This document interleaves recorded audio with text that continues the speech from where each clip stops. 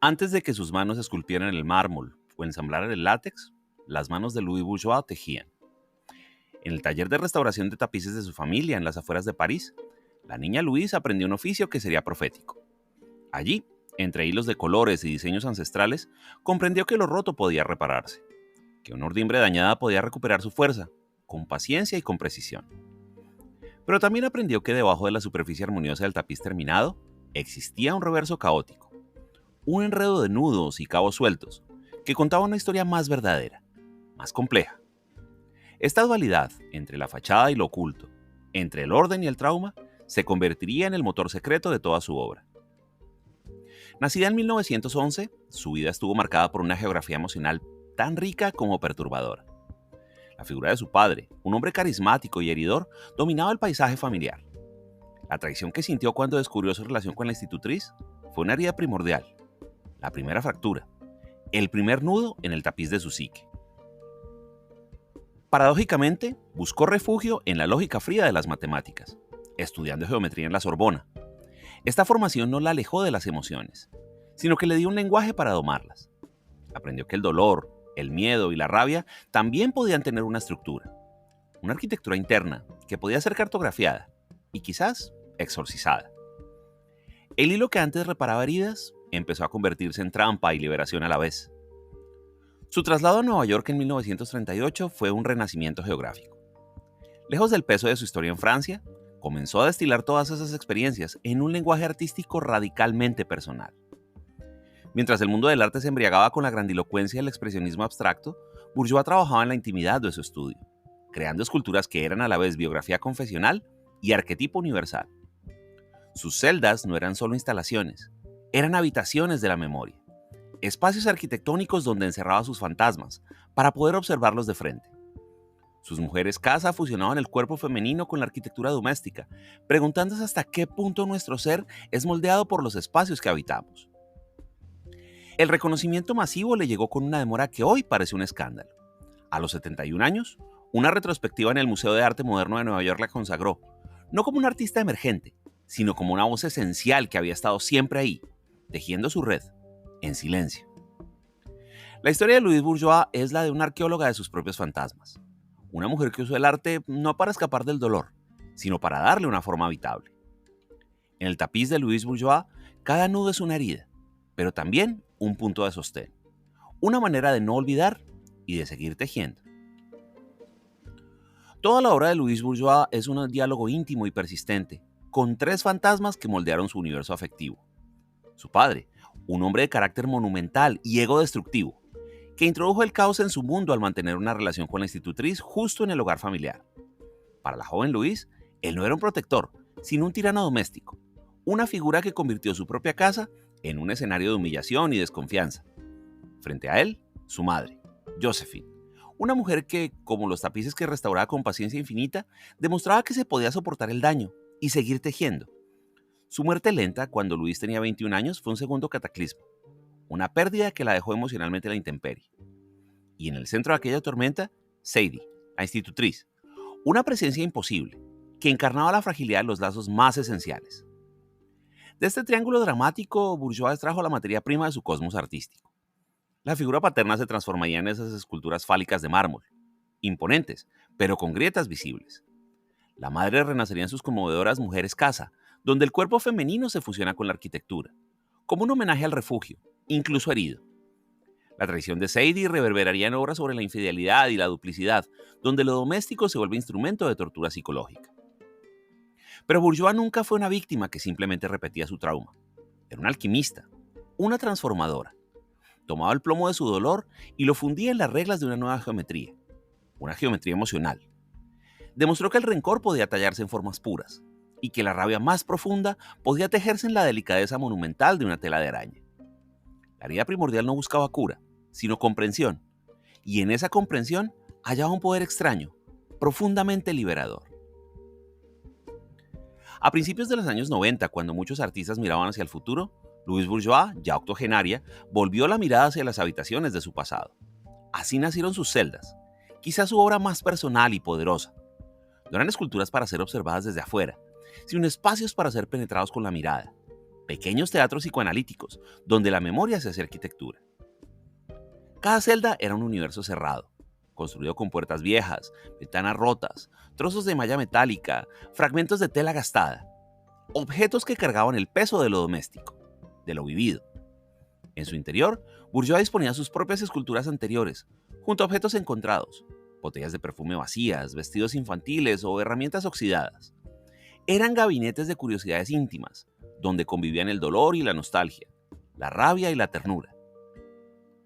Estos espacios no pretendían ser confortables. Al contrario, la artista los describía como cámaras para examinar el dolor. La celda podía evocar un dormitorio infantil con sus secretos y sus miedos, o un taller de reparaciones, donde los cuerpos y las relaciones parecían esperar una solución imposible, o una jaula, que a la vez protegía y aprisionaba. Pararse frente a una de estas celdas produce una incomodidad productiva. El espectador se convierte en voyeur de una intimidad expuesta, en testigo de un drama cuyos detalles concretos se desconocen, pero cuya carga emocional es abrumadoramente familiar. Es como asomarse a la mente de alguien y reconocer, con un escalofrío, la geografía de sus obsesiones. Pero la genialidad de la celda reside en su ambigüedad. No son prisiones, son santuarios. No encierran para olvidar, sino para poder mirar, de frente y sin peligro de fuga, a los fantasmas que nos habitan. Bourgeois no construía muros para aislarse del mundo, sino para crear un espacio seguro, donde el mundo interior, con toda su intensidad y su desorden, pudiera por fin mostrarse. En estas arquitecturas de la memoria, cada objeto es una palabra, y cada celda una frase completa, en el largo monólogo de una vida. Entre todas sus criaturas escultóricas, ninguna alcanzó la fuerza simbólica de la araña. Para Louis Bourgeois, la araña no era una criatura de pesadilla, sino un homenaje monumental a su madre. Josephine, la restauradora de tapices, era como una araña, paciente, metódica, tejedora de hilos invisibles que sostienen el frágil mundo familiar. La obra más famosa de esta serie, Maman, es un coloso de acero y mármol de más de 9 metros de altura. Sus largas y delgadas patas, arqueadas con elegancia, trazan una catedral de espacio a su alrededor. Bajo su vientre, una bolsa llena de huevos de mármol pende con delicadeza, un símbolo de la creatividad, de la fragilidad y del deseo feroz de proteger lo que se ha creado. Es una madre arquitecta que construye un refugio con su propio cuerpo.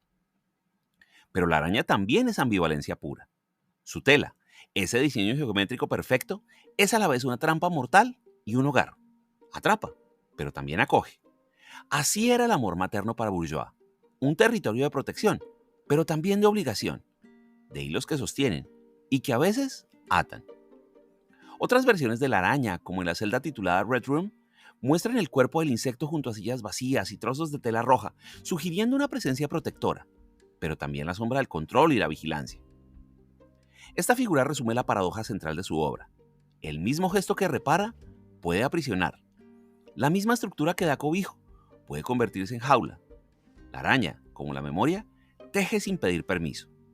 Y nosotros, como las presas en su tela, nos debatimos entre la comodidad del refugio y el pánico a quedar atrapados en sus hilos. Louis Bourgeois no creía en materiales nobles o innobles. Para ella, el valor de un material no estaba en su precio, sino en su capacidad para contener una verdad emocional. Su estudio era un almacén de recuerdos físicos, donde el mármol, la tela, el látex y la madera vieja convivían como iguales. Su proceso de selección no era estético, sino casi chamánico. Elegía cada material por la resonancia afectiva que éste tenía para ella, por la historia que podía contar. El mármol, duro y eterno, lo usaba para esculpir formas que parecían blandas, carnosas, casi vulnerables. Eran órganos sin cuerpo, parejas abrazadas que se fundían en una sola piedra, figuras fálicas que se doblaban bajo su propio peso.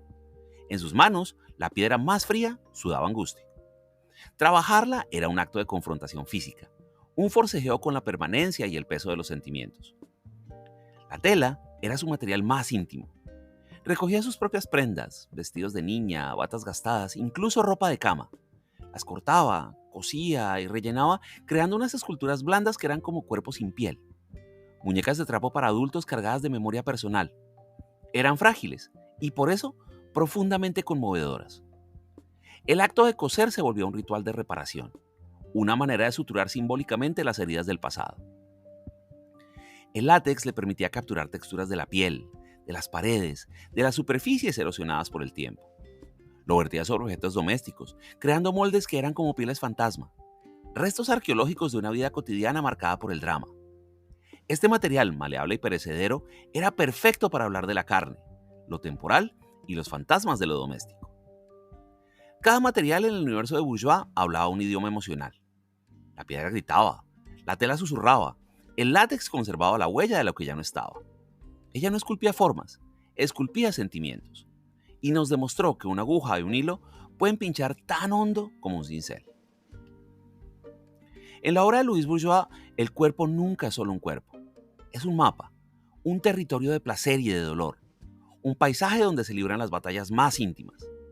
Ella desmontó la anatomía para reconstruirla según una lógica emocional, creando formas híbridas que son a la vez orgánicas y arquitectónicas. Sus esculturas carnosas, esos montículos de mármol o yeso que tituló cúmulos, evocan amontonamientos de células, nubes orgánicas o tal vez cuerpos amontonados en un abrazo sin fin. Son formas que no tienen un centro claro, ni una jerarquía, reflejando la confusión y la complejidad del deseo. Son paisajes corporales donde lo individual se disuelve en una masa de sensaciones. Otras piezas, como sus Femme Maison, fusionan de manera literal y perturbadora el cuerpo femenino con estructuras arquitectónicas. La cabeza es reemplazada por una casa, sugiriendo que la identidad de la mujer está atrapada entre su ser interior y el espacio doméstico que se espera que habite. Es el cuerpo como hogar y el hogar como prisión. Estas figuras hablan de la alienación, de cómo la psique puede quedar atrapada en los roles sociales y físicos que se nos asignan. Y están sus formas fálicas, a menudo blandas, caídas o múltiples. Bourgeois despojaba al símbolo máximo del poder patriarcal de su rigidez amenazante. Lo volvía vulnerable, ridículo o simplemente una parte más de un ecosistema corporal complejo. Al mostrar el falo como algo blando, múltiple o caído, no lo destruía, sino que lo reintegraba a una conversación corporal más amplia y menos jerárquica. En este paisaje corporal no hay belleza ideal, sino verdad orgánica. Sus cuerpos sangran, se hinchan, se parten, se multiplican, porque para Bourgeois esa es la realidad del ser vivo, un territorio en constante cambio, moldeado por el trauma, el placer, la memoria y el tiempo. Su obra nos recuerda que habitar un cuerpo es habitar un campo de batalla, un sitio de transformación perpetua. Durante décadas, la obra de Louise Bourgeois fue una presencia constante, pero marginal en el mundo del arte. Expuso junto a los grandes del surrealismo, y luego, mientras el expresionismo abstracto acaparaba los titulares, ella seguía trabajando, ajena a las modas, en la intimidad de su estudio. Su arte, tan personal y tan visceral, no encajaba en las narrativas dominantes. Era una voz singular que el establishment no sabía cómo catalogar y que a menudo era relegada a la etiqueta de esposa de o artista mujer. El punto de inflexión llegó en 1982, cuando el Museo de Arte Moderno de Nueva York, el MoMA, le dedicó una retrospectiva. Louise Bourgeois tenía 71 años. De pronto, la artista que había trabajado durante 40 años en los márgenes era colocada en el centro.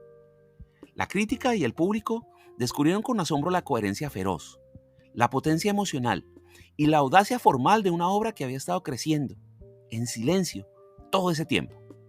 Fue una revelación. No se trataba de una artista vieja haciendo un resumen, sino de una fuerza creativa en su plenitud, que había esperado su momento. Este reconocimiento tardío no cambió su trabajo, sino que le dio una nueva resonancia. De repente sus obsesiones privadas, sus arañas, sus celdas, sus cuerpos fragmentados se revelaban como un lenguaje universal. Hablaban del dolor, el miedo, la maternidad, la rabia, con una honestidad que trascendía lo personal. Su obra demostró que lo más específicamente íntimo puede convertirse en lo más universalmente comprendido. Su figura, la de una mujer mayor, menuda pero de carácter indomable, se convirtió en un símbolo de resistencia e integridad artística. Bourgeois demostró que se podía esperar, que el tiempo, lejos de ser un enemigo, podía ser un aliado para profundizar en una obsesión, que una voz auténtica, aunque hable en susurros durante años, finalmente puede ser escuchada por el mundo. Su tardío éxito fue una lección de paciencia y convicción para todas las generaciones futuras. Paralela a su obra visual, corría otra corriente, la palabra. Para Louise Bourgeois, la escritura no era un complemento, sino una necesidad vital, un exorcismo cotidiano. Sus diarios, sus textos cortos y hasta las frases que garabateaban sus dibujos eran el laboratorio donde destilaba las emociones que luego tomarían forma física. La página era el primer filtro, el lugar donde el caos interior comenzaba a tomar una forma reconocible, incluso antes de que sus manos tocaran la arcilla o la tela. Escribía como respiraba, con una urgencia febril. Anotaba sueños, recordaba escenas de su infancia, enumeraba sus miedos, daba nombre a sus rencores. El arte es garantía de cordura, escribió en una de sus frases célebres. Para ella, crear, ya fuera con palabras o con materiales, era un acto de equilibrio mental, una forma de ordenar el caos interno para no ser destruida por él. La escritura era su ancla, el dique que contenía la marea de sus emociones para poder observarlas y trabajarlas. Sus textos son como sus esculturas, fragmentarios, intensos y cargados de simbolismo. No buscaba la belleza literaria, sino la precisión psicológica. Una anotación dice simplemente, el miedo hace que la memoria funcione. Otra, la aguja es mi herramienta, reparo el daño. En frases como esta se puede ver el germen de obras enteras. El texto Ode à l'oubli, Oda al olvido, por ejemplo, un libro de artista hecho con retazos de sus propios vestidos, nace directamente de la poesía de sus diarios, uniendo palabra, memoria y material en un solo gesto. Esta práctica constante de escribir le permitía analizar y desactivar sus demonios, para luego poder trabajarlos plásticamente con cierta distancia. La palabra era el diagnóstico, la escultura, la cirugía. En sus celdas, a menudo incluye fragmentos de sus textos, integrando el verbo en la instalación, como si las propias paredes pudieran hablar, confesando sus secretos más íntimos a quien se atreva a acercarse a escuchar.